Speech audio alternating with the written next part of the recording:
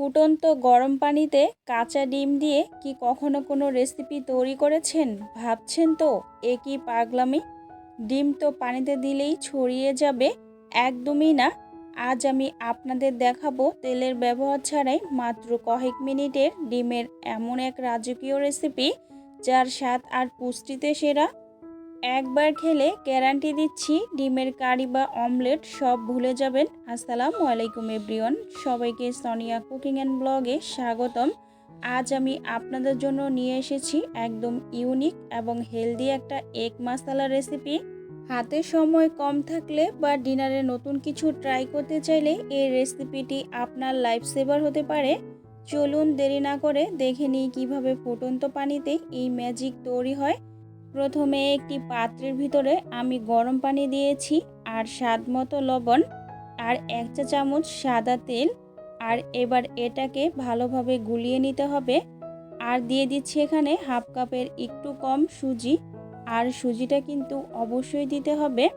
আর তবে অবশ্যই কিন্তু খেয়াল রাখবেন এখানে সরিষার তেল ব্যবহার করা যাবে না, সাদা তেলেই ব্যবহার করবেন। আর দিয়ে দিব এখানে 1.5 কাপ ময়দা। আর এখানে আমি ময়দাটা দিয়ে নাস্তাটা তৈরি করব। আপনারা চাইলে কিন্তু আটার ব্যবহারও করতে পারেন। এবার এটাকে আমি মেখে নিচ্ছি। পরে যদি আমার ময়দার দরকার হয় তাহলে সেটা আবার দিতে হবে। এখন আমি আরও হাফ কাপ ময়দা দিয়ে দিচ্ছি। টোটাল এখানে আমি 1.5 কাপ দিয়েই আজকে এই নাস্তাটি তৈরি করব। এখন আমি এগুলো খুব সুন্দর করে মাখিয়ে নিব। আর এটা কিন্তু খুব সফট একটা ডো তৈরি করতে হবে। দেখুন ডোটা একটু নরম করেছি, কারণ এর মধ্যে সুজি আছে, এটা ফুলে কিন্তু শক্ত হয়ে যাবে। আর বেশি নরম হয়ে গেলে যদি দেখেন হাতে লেগে আছে, তাহলে সামান্য একটু সাদা তেল দিয়ে ডোটাকে মেখে নেবেন। এগুলো আমি হাত দিয়ে খুব সুন্দর করে দেখুন মেখে নিয়েছি। আর এটা কিন্তু নরম আছে এখনও অবধি। এবার এটাকে আমি হাত দিয়ে খুব সুন্দর করে মেখে পারফেক্ট একটি ডো তৈরি করে নিব। আর ডোটার উপরে আমি কিছুটা পরিমাণ সাদা তেল হাত দিয়ে দিয়ে দিয়েছি। আর এটা দিয়ে এখন আমি একটা ঢাকনা দিয়ে রেস্টে রেখে দিব। আর যাতে সুজিটা সুন্দর মতো ফুলে যায়, অন্যদিকে আমি 2টা ডিম নিয়েছি। এবার এই ডিমগুলোকে আমি খুব ভালোভাবে ফেটিয়ে নিব। আর এখানে আমি 2টা ডিম ব্যবহার করেছি। আপনারা চাইলে আরও কম বা আরও বেশি করে কিন্তু ব্যবহার করতে পারেন। এইবার এই ডিমটাকে খুব সুন্দর করে আমি কুসুমগুলো গলিয়ে খুব সুন্দর করে ফেটিয়ে নিব। এখন দেখুন খুব সুন্দর করে কিন্তু আমার ফেটানো হয়ে গেছে। আর চুলায় একটি কড়াই বসিয়ে দিয়েছি। আর এখানে আমি দিয়ে দিব কিছুটা পরিমাণে পানি। আর পানিটা আমি খুব সুন্দর করে ফুটিয়ে এখন আমি যে ডিমের মিশ্রণটা তৈরি করেছি ওটা আমি কিছুটা উপর থেকে দিয়ে দিচ্ছি। আর এর মধ্যেই দেখুন ডিমটা কিন্তু অনেকটা জমাট বেঁধে যাবে। এখন আমি একটি ঢাকনা দিয়ে ঢেকে দিব। আর এই পর্যায়ে চুলার আঁচটা মিডিয়াম টু লো আঁচে রেখেছি। আর ডিমটাও কি সুন্দর জমাট বেঁধে গেছে। এবার আমি এই ডিমটাকে আমি একটু আস্তে আস্তে খুব সুন্দর করে নেড়ে নিচ্ছি। আর ডিমটা দেখতে কিন্তু বেশ সুন্দর ছানার মতো লাগছে। দেখে বোঝাই যাচ্ছে না যে এটা ডিম। এটা আমি এবার একটা স্ট্রেনারের সাহায্যে এই ডিমগুলোকে কিন্তু পানি থেকে তুলে নিচ্ছি। আর এইভাবে যদি আপনারা শুধুমাত্র ডিম দিয়ে আর ময়দা দিয়ে যদি নাস্তা তৈরি করেন, দেখবেন সকালে বা বিকেলে বা ডিনারে কিন্তু আপনারা ইজিলি মতো এই নাস্তাগুলো খেয়ে ফেলতে পারবেন। এটা আমি একটা স্ট্রেনারের মধ্যে তুলে নিচ্ছি যাতে ডিমের নিচে থাকা পানিগুলো সব বেরিয়ে যায়। দেখুন ডিমের পানিটা বেরিয়ে গেছে। পানিটা ঝরতে থাক, ততক্ষণে আমি অন্যদিকে একটা কড়াই বসিয়ে দিয়েছি। তার মধ্যে আমি দিয়ে দিয়েছি সাদা তেল। আর ফোড়নের জন্য হাফ চা চামচ গোটা জিরে। এখন এগুলোকে হালকা একটু ভেজে নিয়ে তার ভিতরে দিয়ে দিচ্ছি পেঁয়াজ কুচি। আর এখানে আমি 1/4 কাপ পেঁয়াজ কুচি দিয়েছি।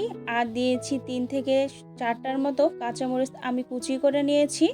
এখন এগুলোকে খুব সুন্দর করে ভেজে নিব, তবে খুব বেশি ভাজার দরকার নেই। এবার আমি এর মধ্যে দিয়ে দিচ্ছি ক্যাপসিকামটাকেও হালকা ভেজে নিব যাতে এর কাঁচা গন্ধটা বেরিয়ে যায়। এটাকে একটু নাড়াচাড়া করার পরে এর মধ্যে দিয়ে দিলাম সামান্য পরিমাণে লবণ, আর হাফ চা চামচ হলুদ গুঁড়া আর মরিচ গুঁড়া। আর সামান্যর একটু কম দিয়ে দিচ্ছি হচ্ছে ধনিয়া গুঁড়ো। এখন এগুলো দিয়ে আমি খুব সুন্দর করে মিশিয়ে নিচ্ছি। আর কেটে রাখা টমেটো, এখানে মিডিয়াম সাইজের একটা টমেটো দিয়ে দিয়েছি। আর এগুলো খুব সুন্দর করে এখন মিশিয়ে নিব। এগুলো মেশানোর পরে হালকা ভাজা হয়ে গেছে, এর ভিতরে দিয়ে দিব সেই ডিমগুলো। আর ডিমগুলো দিয়ে আমি হাতার সাহায্যে খুব সুন্দর করে কিন্তু নেড়েচেড়ে মিশিয়ে নিব। আর ডিমটা অনেকটা দলা পাকিয়ে আছে, এই জন্য হাতা দিয়ে আমি একটু গুঁড়ো করে দিচ্ছি ডিমটা। আর এভাবে ডিমটা আমি খুব সুন্দর করে মেখে নেওয়ার পরে এর স্বাদটা বাড়ানোর জন্য এখানে আমি স্বাদ ম্যাজিক মশলাটা দিয়ে দিচ্ছি। আর এটা কিন্তু অবশ্যই দিতে হবে। এটা দিয়ে খুব সুন্দর করে আমি নেড়েচেড়ে মিশিয়ে নিচ্ছি। এটা আপনারা রুটির সাথেও খেতে পারেন, খুব ভালো লাগবে খেতে। এখন দেখুন এটা আমার খুব সুন্দর করে ভাজা ভাজা করা হয়ে গেছে। এখন আমি একটি মিক্সিং প্লেটের ভিতরে তুলে নিচ্ছি।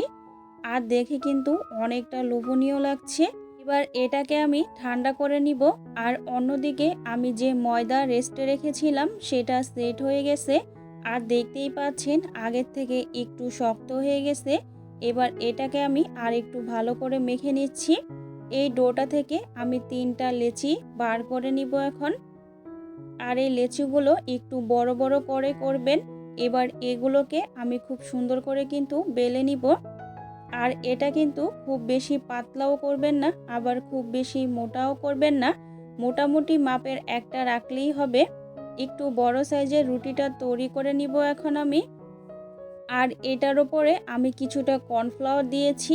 আপনারা চাইলে কিন্তু এখানে ময়দাও দিয়ে দিতে পারেন, তাতে কোনো সমস্যা নেই। দেখুন আমি একটা বড় সাইজের একটা রুটি তৈরি করে নিচ্ছি। আর ওপরে আরও কিছুটা কর্নফ্লাওয়ার দিয়ে দিলাম, তাহলে বেলতে খুব সুবিধা হবে। আপনারা চাইলে কিন্তু এখানে তেল বা ব্রাশ করেও কিন্তু বেলে নিতে পারেন। এর মধ্যে দেখুন আমার বড় একটি রুটি বেলা কিন্তু হয়ে গেছে। আর রুটিটা আমি খুব সুন্দর করে গোল করে নিয়েছি। এখন আমি যে ডিমের পুরটা তৈরি করেছি, এখন চামচের সাহায্যে এখানে আমি কিছুটা পুর দিয়ে দিলাম। পুরটা দিয়ে আমি খুব সুন্দর করে একটু ছড়িয়ে দিলাম। এখন রুটির এক পাশ থেকে আমি ওই পাশে দিয়ে খুব সুন্দর করে একটা শেপ দিয়ে নিলাম। আপনারা চাইলে কিন্তু কোনো বাটি বা কোনো বয়মের মুখ দিয়েও কিন্তু গোল করে নিতে পারেন। আমি এখন হাত দিয়ে একটু চেপে চেপে মুখটাকে সিল করে দিচ্ছি। এখন ছুরির সাহায্যে আমি যে কাটা পিঠা বা যে কুলি পিঠা ওই শেপটা হচ্ছে আমি একটু দিয়ে দিচ্ছি। আর ছুরির সাহায্যে আমি চারোপাশটা খুব সুন্দর করে কেটে দেখুন সমান করে নিলাম। আর এই ডোটা দিয়ে আমি আরও পিঠাগুলো বা নাস্তাগুলো তৈরি করে নিব। এর মধ্যে কিন্তু আমার একটি এক নাস্তা কিন্তু তৈরি হয়ে গেল।